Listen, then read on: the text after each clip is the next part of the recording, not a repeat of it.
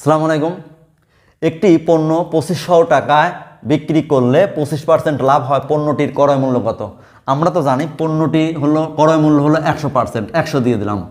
আর 25% লাভে বিক্রি ছিল কত? 125, অর্থাৎ 100 যোগ 25। এর সঙ্গে আমাদের এই যে কত টাকায় বিক্রি করা হলো? 2500 টাকা বিক্রি করা হলো।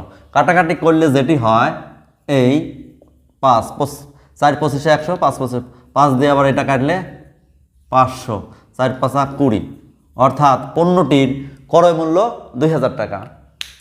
এখন বিস্তারিত ধরি 25% লাভে 100 টাকার দ্রব্যের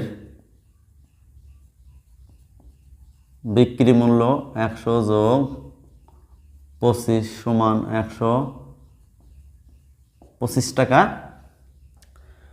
এখন বিক্রি মূল্য 125 টাকা হলে ক্রয় মূল্য 100 টাকা।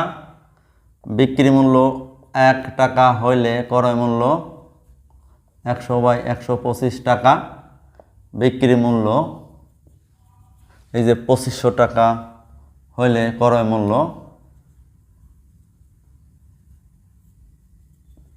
সব হিসাব করলে হয় 2000 টাকা।